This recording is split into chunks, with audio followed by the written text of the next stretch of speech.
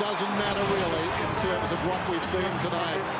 Carlton, against all the odds, come firing back. Hello and welcome to Access All Areas, brought to you by OPSM. Coming up very shortly on the show, we'll chat to Dr. Peter Larkins about all the key injuries from round 15. But with me now is Damien Barrett, and what a massive result for the Carlton Football Club and their coach Brett Rattendamo. We're going to speak more about the Blues in a little while, but I want to start with the video review system. They had a couple of howlers on the weekend, particularly in the Melbourne-Richmond game. Dawes, I think, like most people in footy, you and I agree, this has to come in, but it has to come in a form that it's not currently in, and that means we have to start getting it right. Have a look at this. Matthew White from Richmond on the weekend. This is a goal. It's clearly a goal. It's not paid a goal. The reason this video review system was brought in was largely because of what happened to Tom Hawkins in the 09 Grand Final, Dawes. Something very similar. Another one where Magna kicks a goal. Marriage misses the ball. This was reviewed for a long time, and still the wrong result was given, as in this was given a behind. Now, what is going on with this, Dawes? Look, it's an interesting one, Damo. I think regardless of how many cameras we put in, regardless of what infrastructure we put in, the way that the game is played, how are you ever going to pick up a fingernail on the ball? There's going to be an element of error. What they've tried to do, the AFL, is try and reduce that. They said we're not going to be perfect. Why the umpire doesn't go to the replay on that one, which every player is remonstrating, saying, please go and have a look at, is unexcusable.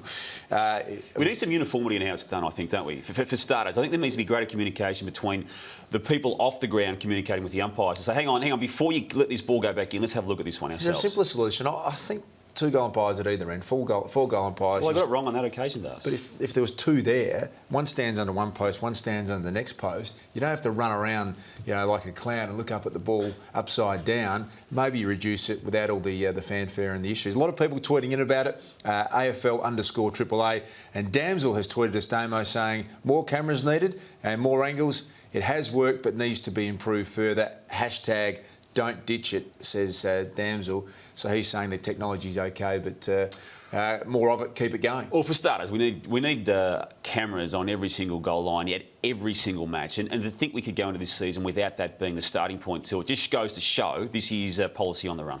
Damo, Kate Simpson knocked out, broken jaw, and Sharry Wellingham, the man that will face the match review panel decision later on today. I thought Carlton's response was really interesting.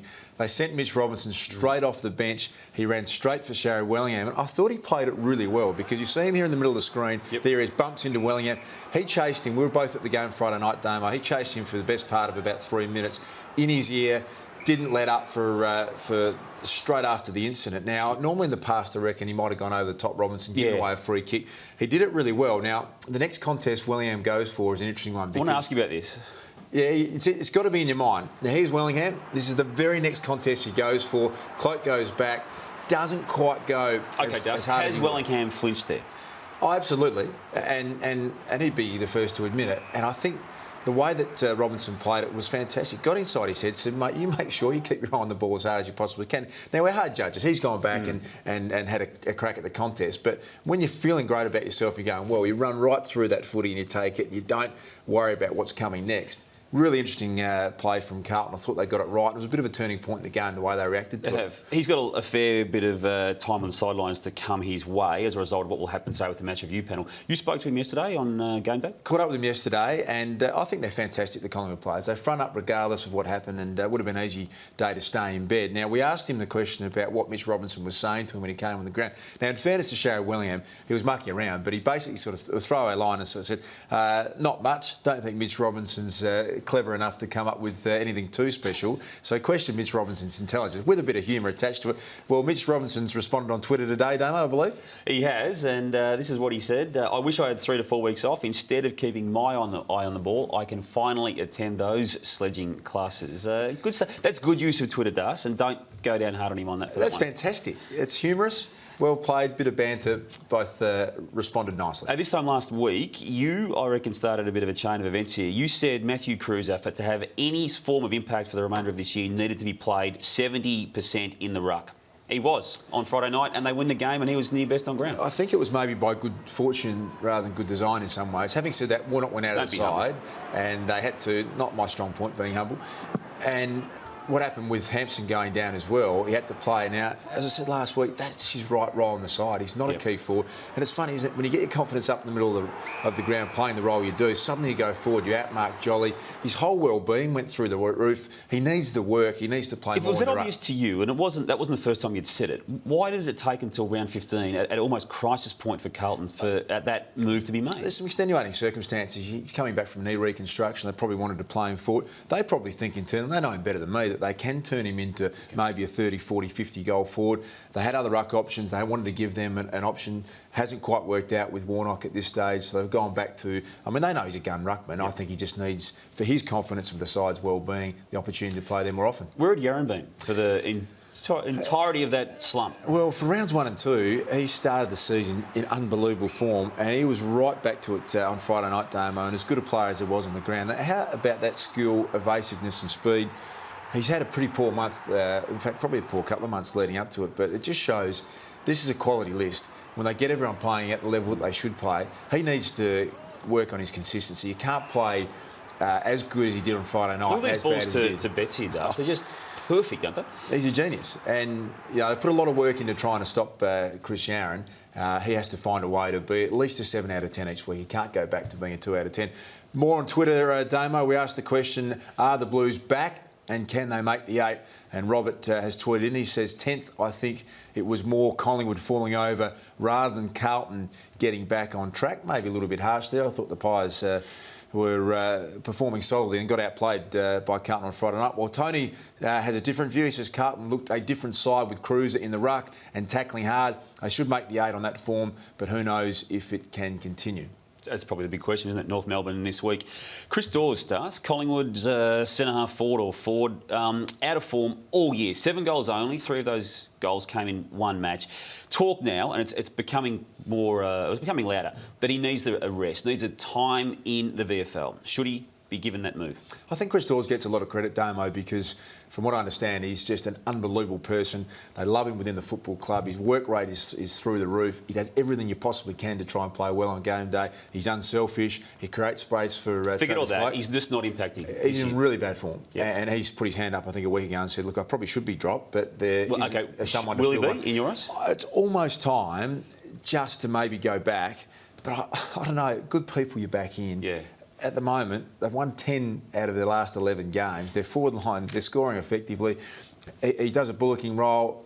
I think sometimes you can actually just, through time, it has to come good. He's too good a player for it not to come good. So, look, maybe a week in the VFL, but he has to be in their best side. We go back to the finals of last year with Chris Dawes now, don't we? He didn't have a great series, certainly not a good grand final. Yeah, he had a shocking hand injury. He missed 8 weeks leading into it. And I think sometimes that happens to a player. Before that, Dawes and Cloke were the best 2 power forwards in the game by a mile. Suddenly your confidence gets eroded through injury. Has it actually ever got back at the start of this year? It hasn't happened. But too good a person, I reckon, too good a player to be down for that long. Decisions to make, because Nathan Brown was left out of that team on the weekend for team balance reasons. He may be an option. Jonathan Segler is another option you're hearing? Yeah, I mean, they've got some fantastic depth for Collingwood, haven't they? Chris Tarrant, 4 goals in the VFL. Well, that appeals to me. I think Tarrant is an All-Australian forward who's gone and learnt a different trade in defence. He slots into that forward role, with a really different option. Can't play in the ruck, so maybe they have to get a power forward and maybe play Tarrant as well. The reason we're talking about Dawes is because Travis Cloke is not having his greatest season either, and he seems to be troubled by this weight of the contract. We've heard it for about a month now that Carlton was gearing up towards doing something. He's denied it publicly to this point. It seems now that they are amongst the mix there for Travis Cloke. Yeah, the story in the back of the Australian today, Greg Denham went with that $5 million 5-year offer will be made to Travis Cloke and Carlton. It's an obvious link. If you are wanting to get more money but you want to stay in Melbourne, what club, that are of the ilk of Collingwood... But they can't afford him, Dawes. Well, you say that, Damo, and I don't understand their list management, and they might be able to knock it on the head very quickly, but it's not unprecedented in sides before where you go to your senior leadership group, and if you were Carlton, you wanted a shot across the bow, I'd go to Chris Judd, I'd go to Mark Murphy, I'd go to Jared Waite, their entire leadership group, and I'd say, are we serious about actually wanting to win a premiership here? What do you reckon our side would look like with a power forward, probably the best power forward in the game, Travis Cloke? How about everyone thinks about a reduction in your wage? Let's create some salary cap room. Let's see if we can get a power forward and genuinely go about winning a premiership. Is that going to happen? Probably not. But if you want to do something, Bob, those players to be giving up, in Judd's case, $100,000 a year just to get And you know Cloke what? there. I reckon Judd would do it in a heartbeat. And I reckon the core strength of that group would say, if this player comes and we can fit him in, what do we need to do to try and make room for someone who's a star? Could you imagine what that would send a message? Has Carlton got their mojo back? It's back to the John Elliott days. We roll the way we want to roll. Let's pull out everything we possibly can. Tell you what, it's not beyond the realms of possibility, and I wouldn't be surprised if the players responded very well to it happening. Hey, Clash Guernsey's Dawes. Essendon finally buckled to the AFL's demands to have one, yet it was a bit of a hodgepodge when you actually saw it. I mean, I think well done for them finally doing it, but make it a light Guernsey Dawes. This is a red and black team playing a red, white and black team, and they've put a bit of grey in there. Well, I can see the difference in the two sides. Clash is not an issue. The jumper's just the issue. I mean, Essendon's... Well, look at this. Look at this. This is navy blue against black and white. You can't pick a Carlton player there for me, Damo. You can't pick a Collingwood player. It's hard at times, Dawes. It's hard at times. And don't forget, some of us are short of sight. You've got the thickest glasses that I've ever seen any human being. If you need to Clash is not that big an issue, Damo. One should be dark, one should be light. That's simple. Wear it's pretty white simple. shorts and keep your brand. All the biggest companies in the world, they spend billions of dollars on their trademark and their brand, and yet we have clubs dress up in fancy dress. They change their jumper every week. I mean, Eddie... It's overcooked brand. It's overcooked when it's overcooked brand when we're talking about one jumper. So we're trying to expand the league. The biggest clubs in the world have multiple jumpers. You keep cutting me off, Damo. Every time that we expand, so you've got a young kid growing grows to Western Sydney. He says, "Oh, this game of AFL is fantastic. Let me tune in. Oh, who am I watching there in the purple and the white and the change of strip everywhere?" Surely you want to be able to identify your club. And the AFL, I know they're massive on it, but maybe they've gone down the wrong path here. Change your shorts, change your socks, keep your brand, keep your jumper the same. The Clash isn't that big an issue, Damo. Maybe we need to get you new glasses and sort it out. Do the AFL change their logo every week? Maybe you need to get to 2012. Hey? It's 2012, Dawes. It's I know a you're going throwback to the past. You're going to throw up European soccer. They don't always get it right either. I watch that and I love it. I don't know who's playing half the time. NFL gets it right. They change their jumpers every week. You never know who's playing, Damo. It's an issue that we didn't need to be so strong on. Lots of feedback on Twitter. I think I might get a bit after that as well. Deb has tweeted in on the issue. She says clubs should be able to wear a traditional jumper, Damo. Worked on black and white television for all those years. Wasn't such a big issue back then. Well done, Deb. Well said. Take us back to the past, Dawes. It's 2012. Anyway, there's a Falcon you want to talk about. I do, because I love it. I need to take a deep breath myself here. I love a Falcon. I want to get a package of Falcons by the end of the year. This one on Cheney Stiller, it's just about knocked him out, and it makes me laugh every time we see it. Players are getting hit in the head on a regular occasion, Damo, and I like it. We need to see more of it. Mummy's pushed him into that too, I think. Time for more of our OPSM poll question. Head to our Facebook page to register your vote on the video review system. Right now, is it good or bad for the game? What do you think, Damo? Oh, right now, it's not good for the game because it's not being executed properly, but it needs to be, and it has to be. We'll have the result of the poll with Damo and Lethal on Friday's Access All Areas. Time for a break now, Damo. After the break, we're going to catch up with Dr. Peter Larkins. He's got all the latest news, including what's happening with Buddy Franklin. But right now, it's time for OPSM. Did you see that? Round 15. When we saw Burnell take this grab. Good mark from Burnell. And Tippett gets this lucky bounce. And gets a bounce and gets a goal. Kurt Tippett, brilliant. There were some clips you may not have seen. Angry pies, dancing pies, and a mouthguard flies. The top clips you missed from a week of ball-flinging fun. This is Did You See That?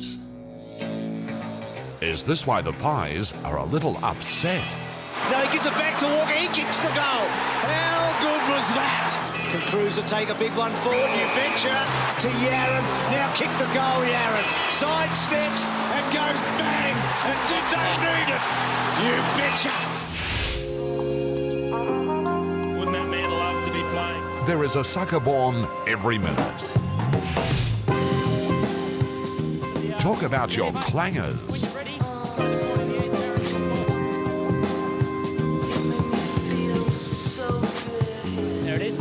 Got a tail. Do a lot of that now. Decision-making training. Oh, bad decision there. Lower thought it was all right.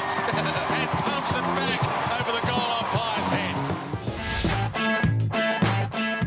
They have kicked 28 goals, so they've won by 162 points. Not everyone's interested in Hawthorn, Jase. Richmond's roster endured many changes through the week. forcing them to lead the charge with these fresh legs.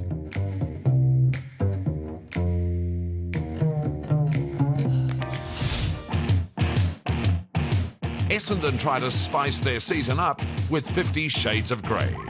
Doesn't look all that good at the moment. And it didn't get any better. Brisbane needed teamwork to keep the Swans at bay. Did you see this teamwork by Redden and Stiller? Redden's just flushed that one straight into Stiller's head. I bet that's Stiller hurting. Happy 100th. To vote for your favourite Did You See That moment and to have the chance to win a pair of Oakley sunglasses valued at $159.95, go to afl.com.au/Did You See That.